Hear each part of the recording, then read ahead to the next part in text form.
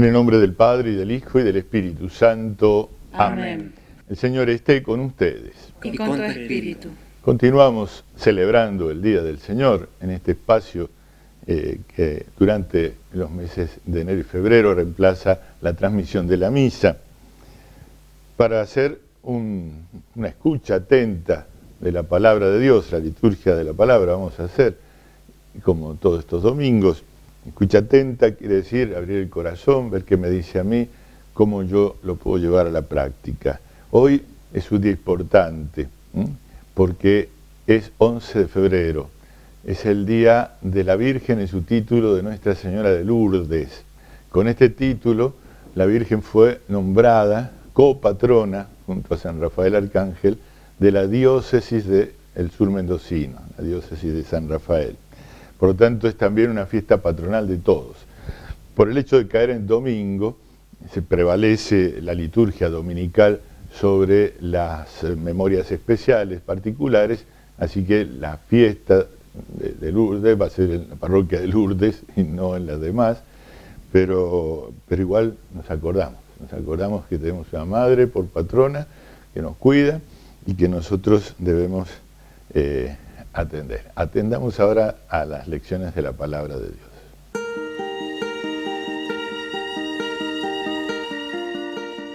Lectura del libro del Levítico. El Señor dijo a Moisés y a Aarón: cuando aparezca en la piel de una persona una hinchazón, una erupción o una mancha lustrosa que hacen previsible un caso de lepra, la persona será llevada al sacerdote Aarón o a uno de sus hijos los sacerdotes. La persona afectada de lepra llevará la ropa desgarrada y los cabellos sueltos. Se cubrirá hasta la boca e irá gritando: impuro, impuro. Será impuro mientras dure su afección. Por ser impuro vivirá apartado y su morada estará fuera del campamento. Palabra de Dios. Te alabamos, Señor.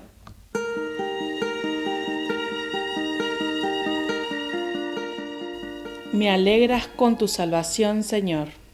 Me alegras con tu salvación, Señor. Feliz el que ha sido absuelto de su pecado y liberado de su falta. Feliz el hombre a quien el Señor no le tiene en cuenta las culpas y en cuyo espíritu no hay doblez. Me alegra Señor, salvación, Señor.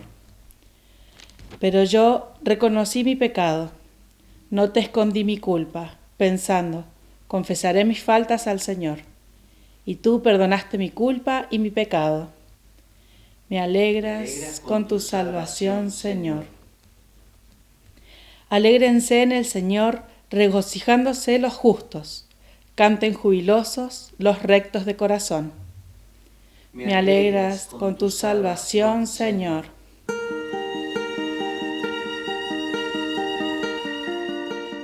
Lectura de la primera carta del apóstol San Pablo a los cristianos de Corinto. Hermanos, sea que ustedes coman, sea que beban, o cualquier cosa que hagan, háganlo todo para la gloria de Dios. No sean motivo de escándalo ni para los judíos, ni para los paganos, ni tampoco para la iglesia de Dios. Hagan como yo, que me esfuerzo por complacer a todos en todas las cosas, no buscando mi interés personal, sino el del mayor número, para que puedan salvarse. Sigan mi ejemplo, así como yo sigo el ejemplo de Cristo. Palabra de Dios, te alabamos, Señor.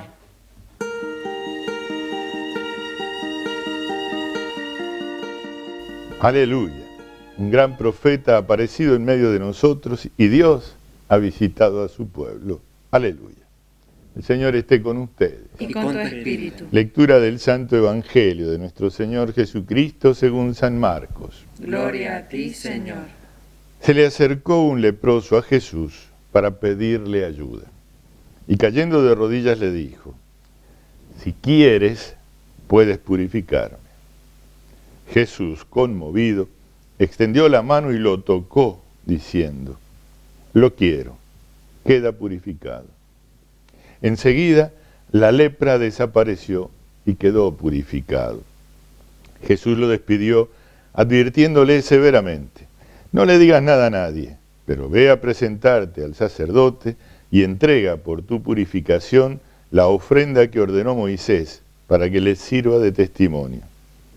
Sin embargo, apenas se fue, empezó a proclamar a todo el mundo, divulgando lo sucedido de tal manera que Jesús ya no podía entrar públicamente en ninguna ciudad, sino que debía quedarse afuera, en lugares desiertos, y acudían a él de todas partes. Palabra del Señor. Gloria a ti, Señor Jesús. En este día en que recordamos a nuestra Madre de Lourdes, la liturgia de este sexto domingo del tiempo ordinario, que por cierto va a ser muy cortita esta semana sexta, muy cortita. La semana es larga, pero como el tiempo ordinario se termina el martes, así que aprovechemos lo que queda. En la primera de las lecturas se nos presenta un poco lo que va a ser el tema, ¿no? El tema de todas las lecciones de este domingo es Jesús y la lepra y Jesús, ¿no? Que tienen que ver una cosa con la otra, una enfermedad horrible que gracias a Dios hoy se puede tratar, pero entonces no, entonces estigmatizaba para siempre en la persona que la sufría. Y Jesús, el Salvador, que no era leproso, él no tenía lepra. Bueno, pues tiene una implicancia muy importante y vamos a tratar de entenderla. La primera lectura tomada del libro del Levítico, que es uno de los 5 libros del llamado Pentateuco o Torá o Ley, es fundamental. Aquella que era un poco el código de vida del pueblo de Israel, donde estaban puestas todas las leyes litúrgicas y cultuales, pero también, como vemos en este texto, también estaban las leyes higiénicas. No había un ministerio de salud aparte, sino que todo se regía por la palabra de Dios entregada a Moisés. Y entonces ahí aparecen estas normas que son ciertamente higiénicas y no religiosas, pero como tiene el sacerdote que ver en el tema, pues se muestran dentro de una cierta ritualidad propia de lo religioso. Y explica, Moisés y Aarón escuchan del Señor las instrucciones. Cuando aparezca la piel de una persona hinchazón, una erupción, etcétera, etcétera, los síntomas de la lepra. Era una enfermedad terrible y temida, muy temida, porque producía un dolor intenso, producía un largo suplicio, pero también era algo repugnante a la vista. Es repugnante a la vista ver la podredumbre de la piel y del cuerpo del leproso. Es feo, es feo. El que lo sufre lo siente feo y el que lo ve también lo ve feo. Entonces eran muy contagiosas, sumamente contagiosas. No se sabía en qué periodo o no, eso después lo descubrió la medicina más moderna. Pero entonces no se sabía. Y entonces se temía mucho. ¿En qué momento me acerco, cuánto y ya me contagié? Entonces había una prohibición de acercamiento. Había que llevar a esa persona a un lugar aparte. Y más, muchas veces tenían unos encerros colgados para hacer un ruido especial, de modo que si alguien pasaba por el lugar por donde iba el leproso, tuviera tiempo de salirse, de irse, separarse, no juntarse, para evitar el contagio. Será impuro mientras dure su afección. Por ser impuro vivirá apartado y su morada estará fuera del campamento. Esta es la orden terrible de Dios, para evitar la pandemia, ¿no? La epidemia de la lepra. Lo cierto es que era muy dura la vida del leproso, muy dura. En el Evangelio nos encontramos otra vez con el mismo tema, la lepra y Jesús. Ahora sí aparece Jesús frente a la lepra. Ya no es Moisés y Aarón, que tenían lo que tenían, limitar el trato, el acercamiento, pero no podían hacer nada más. Sin embargo, en la ley de Moisés hay un apartado: si alguno se curara milagrosamente, por efecto de vaya a saber qué cosas de la naturaleza que ellos no conocían, si alguno se llegara a curar, se viera de pronto libre de la lepra, tenía que hacer una cosa importante. Como no había, ministerio de salud, ni hospitales, ni nada de eso, ¿qué hacía? iba a presentarse al sacerdote del lugar más cercano donde hubiera uno y demostraba que se había curado. Era fácil de demostrar, ¿eh? Ya no estaba la podredumbre en la piel, en la carne, el cuerpo estaba otra vez entero, ya no era repugnante. Era muy fácil constatar que se había curado de la lepra. Y entonces el sacerdote extendía una especie de certificado de curación, para lo cual pedía una ofrenda a Dios. Es decir, da las gracias a Dios que volvés a la comunidad, que te has curado. Eso era el camino. Y eso es lo que le dice Jesús a aquel leproso, ¿no? Ve a presentarte al sacerdote y presenta la ofrenda. ¿Por qué? Porque lo ha curado. ¿Y cómo ha sido esto? Ante todo hay que ver lo que pasa, ¿no? El leproso, o mejor dicho, vamos a decir que la lepra, hoy nosotros claramente podemos ver por todos los hechos de Jesús, se identifica con el pecado. Jesús cura a algunos leprosos, pero sobre todo nos cura a todos de la lepra del pecado. El pecado no se ve horrible y repugnante como se ve la enfermedad de la lepra, pero a los ojos de Dios es aún más repugnante. La ofensa a Dios es terrible. Eso es el pecado. Eso es el pecado. Para aquel que nos hizo, para aquel que nos salva, para aquel que tiene previsto para nosotros la felicidad eterna, nuestro insulto, nuestra rebelión. Eso es el pecado. Es realmente repugnante. Pero Dios no se espanta. Dios viene en socorro de los hombres. Aquel hombre leproso que se presenta a Jesús se acerca, dice, se acerca. No demasiado, porque estaba prohibido. Estaba prohibido. Y pide auxilio. Pide auxilio de la manera más confiada que se puede conocer. Si quieres, puedes purificarme. Si quieres. Yo estoy en esto, me la aguanto. Pero es terrible. Y ha reconocido en aquel rabí, Jesús de Nazaret, a uno que tiene un poder de Dios muy grande. Y espera que ese poder también sea suficiente para vencer la lepra. Él no puede exigirlo, él no puede reclamarlo, él no tiene con qué pagarlo. No tiene nada el leproso, está separado, aislado, está fuera de la comunidad, no tiene nada. Entonces apela al querer de aquel que podría salvarlo, si quieres. Qué acto de humildad tan grande. No le reprocha, mira cómo me tienen porque estoy leproso, qué sé yo, hace algo por mí. Eso haríamos cualquiera de nosotros, probablemente. Este hombre no. Si quieres, puedes purificarme. Y se queda ahí a la espera. Él presenta lo que él es, lo que tiene, sus males, su condición. Esto soy. Vos sos el único que me puede salvar. Si querés, no te lo exijo. No te lo exijo, solo te lo pido. Te muestro lo que tengo, lo que soy, mi problema, y espero simplemente. Jesús se conmovió, dice San Marcos, se conmovió, extendió la mano y lo tocó. Se tienen que haber espantado sus discípulos, porque eso era suficiente para poder contagiarse de la lepra. Se tienen que haber asustado mucho en ese momento. Jesús se acerca al leproso y lo toca. Jesús no tiene asco del hombre pecador, no tiene asco del leproso. Jesús quiere curarlo.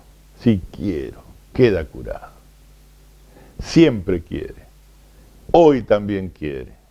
Yo tengo una lepra en mi corazón, tengo un pecado, presentarlo al Señor.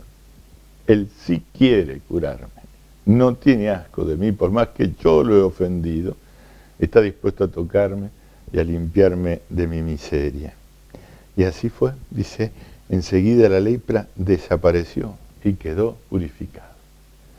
Las curaciones que se daban eran lentas, se iban produciendo lentamente en un proceso que respondía a ciertas cuestiones que hoy la medicina conoce y estudia, y por eso ha podido obtener los medicamentos necesarios para hacer estas curaciones, pero el tratamiento es lento, es largo.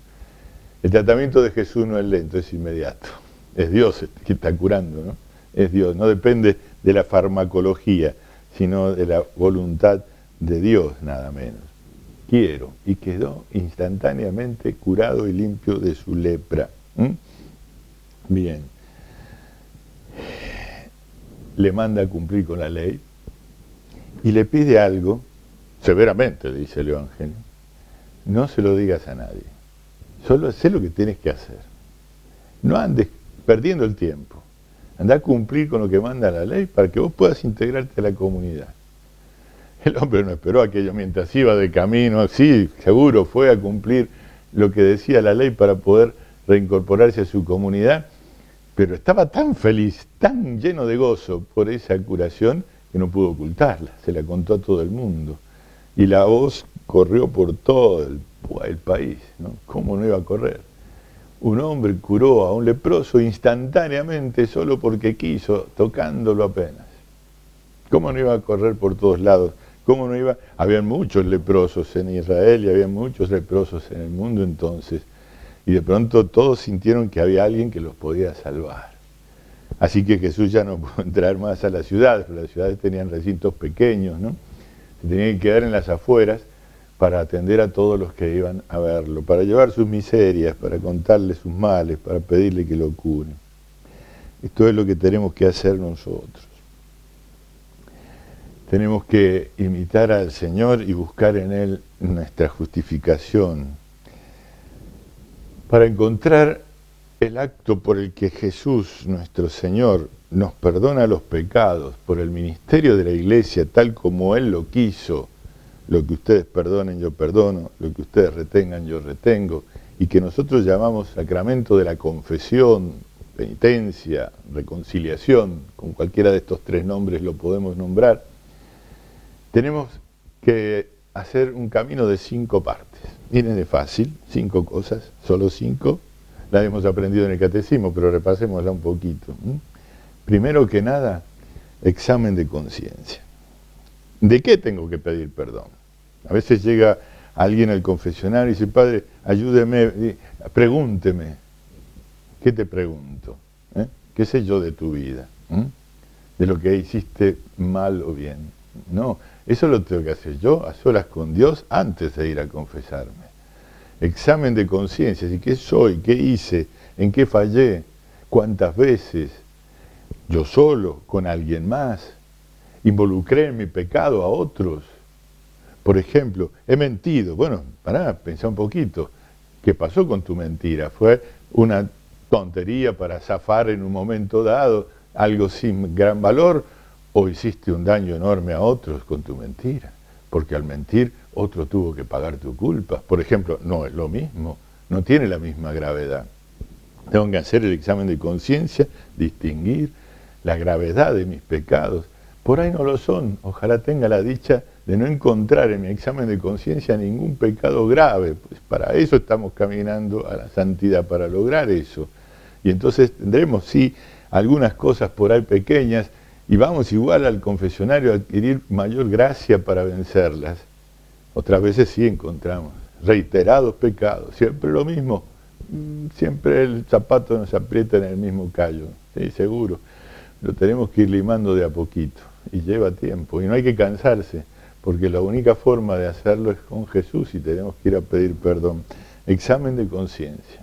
Cuando tenemos delante nuestro todos nuestros pecados, los chiquitos y los grandes, los extraordinarios y los reiterados, lo que sea, ¿sí? Buscamos tener dolor de los pecados. Segunda cosa, dolor de los pecados, dolor de los pecados. ¿Qué quiere decir eso? Estar verdaderamente arrepentido. Es decir, darse cuenta de la maldad de mis actos, son mis actos y yo fui el malo que los hice. No le echo la culpa a nadie, no digo, no, pues esto lo hice porque fulano, mengano, sultano. No, mis pecados, no los de los otros, no los de los otros. Ya vendrán los otros a confesarse de los suyos. Yo tengo que confesar mis pecados y no echarle la culpa a nadie, andar justificándome. Tengo que buscar la justificación de Dios, dolor de los pecados, conciencia de que soy yo el pecador. Tercero, propósito de enmienda. ¿Qué es propósito de enmienda? Prometo desde ahora, con toda mi fuerza, con toda mi conciencia, que voy a ser mejor.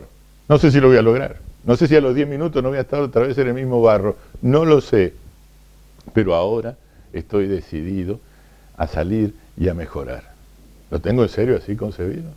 ¿O voy al confesionario como quien echa un mensajito al buzón para ponerse a escribir otros?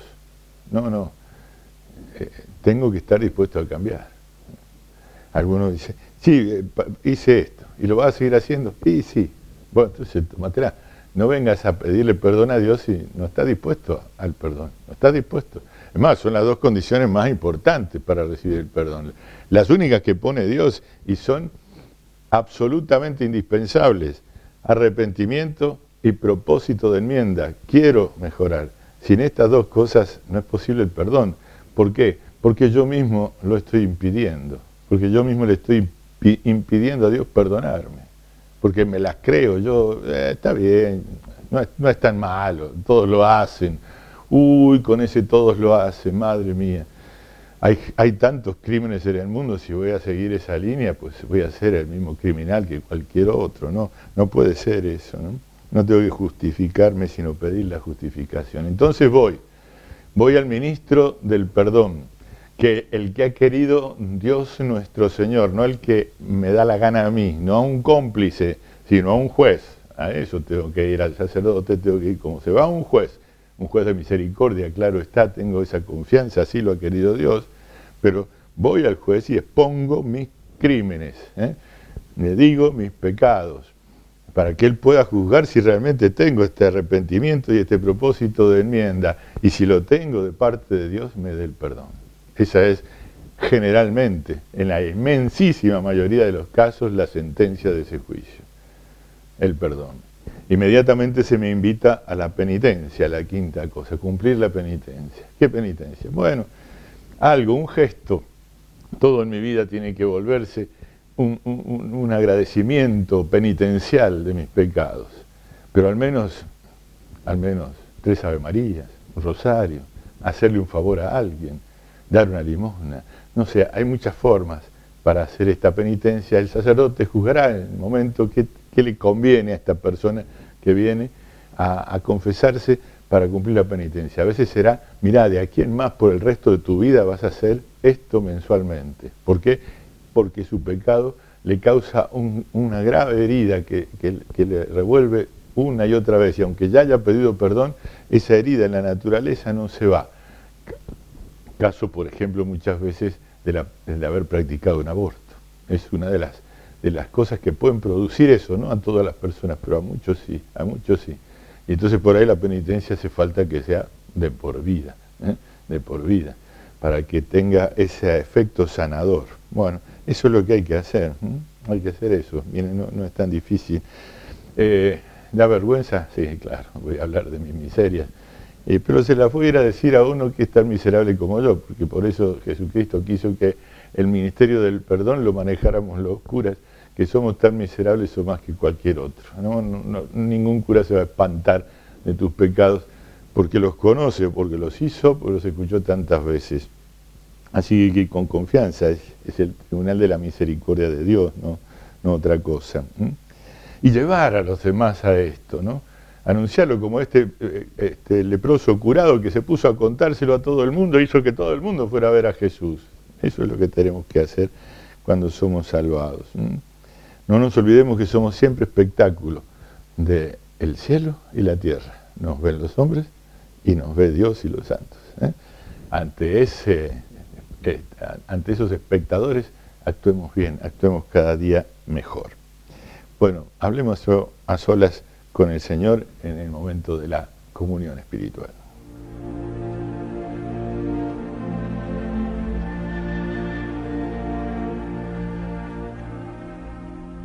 Creo, Jesús mío, que estás realmente presente en el Santísimo Sacramento del altar.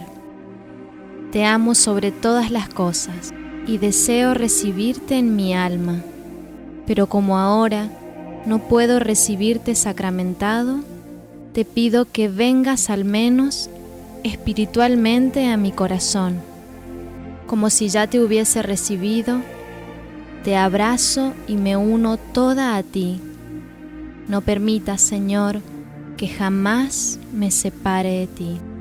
Padre eterno, te ofrezco el cuerpo y la sangre, el alma y la divinidad de tu amadísimo Hijo, nuestro Señor Jesucristo, en expiación de mis pecados y los del mundo entero, y por todas las necesidades de nuestra Santa Iglesia Católica. Amén.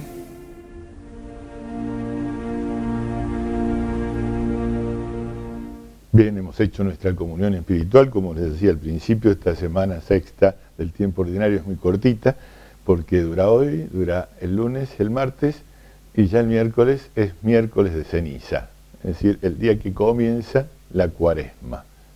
Recordemos que es un día de ayuno y abstinencia, el miércoles de ceniza. Si uno participa de la misa ese día, va a encontrar el rito de la ceniza, justamente por eso se llama así este día, y se nos pondrá sobre la cabeza un poquito de ceniza que se hace quemando las ramas de olivo de la Pascua anterior. Con esas cenizas se hace ese polvito que se echa con un par de frases que elige el sacerdote según le parezca más conveniente. Una es: recuerda que eres polvo y al polvo volverás, la más común. Y otra es: conviértete y cree en el Evangelio. Es el comienzo de un tiempo de conversión, de preparación. No es precepto, es decir, no está mandado ir a misa ni ponerse las cenizas. Lo que sí, ojalá lo hagamos, ¿no? Pero lo que sí está mandado es el ayuno y la abstinencia. Es un día penitencial, lo tengo que sentir en mi cuerpo, porque si no me pasa como cualquier otro día. No es feriado, no se cortan las actividades, entonces algo tengo que hacer para distinguir que comience un tiempo distinto. El ayuno significa sentir hambre alguna vez en el día al menos, es lo mínimo. Uno puede hacer más si se le da el cuero, todo lo más que quiera, por supuesto, y que pueda sin hacerte daño a la salud. Hay quien no puede no comer, porque tiene que hacer un tratamiento especial de salud, etc. Bueno, hay otras cosas de las que ayunar, miren. El teléfono, la tele, algún entretenimiento, en fin, hay muchas cosas, ¿no? Preferentemente esto, sentir hambre. ¿Y qué hacer con esa comida que no comí? Bueno, hay otro que la necesita, entonces calcular cuánto habría gastado y ponerlo en las manos de los pobres de alguna manera, a través de alguna institución, asociación, que yo sepa que eso le va a llegar organizadamente a los que más necesitan. Y la abstinencia se rige en cada país por lo que determina la conferencia episcopal, porque las culturas son muy diferentes en el mundo y no en todos lados supone lo mismo. La abstinencia en Argentina supone elegir entre 4 cosas. Cada uno puede hacerlo libremente, no necesita ir a preguntarle al cura si lo puede hacer o no. En primer lugar, lo que es clásico, no comer carne, no comer carne. Del menú habitual, nosotros somos re carnívoros, a pesar de las modas vegetarianas, somos re carnívoros, bueno, no comer carne. Pero a veces no soy yo el que decide el menú de comida en la casa, entonces, por ejemplo, una persona que habitualmente acompaña la comida con bebidas alcohólicas, abstenerse de la bebida alcohólica. Por supuesto que el que nunca toma alcohol, esta no la va a elegir porque sería una falsedad. Tercera cosa que puedo hacer, una obra de misericordia. Ayudar a alguien de la manera que sea, lo que sea, una obra de misericordia. O una obra de piedad. Por ejemplo, sugiero rezar la coronilla de la misericordia. Son 7 minutos. ¿Cómo no los voy a tener para Dios? Recuerdo entonces el miércoles, día de ayuno y abstinencia, porque empieza el tiempo cuaresmal.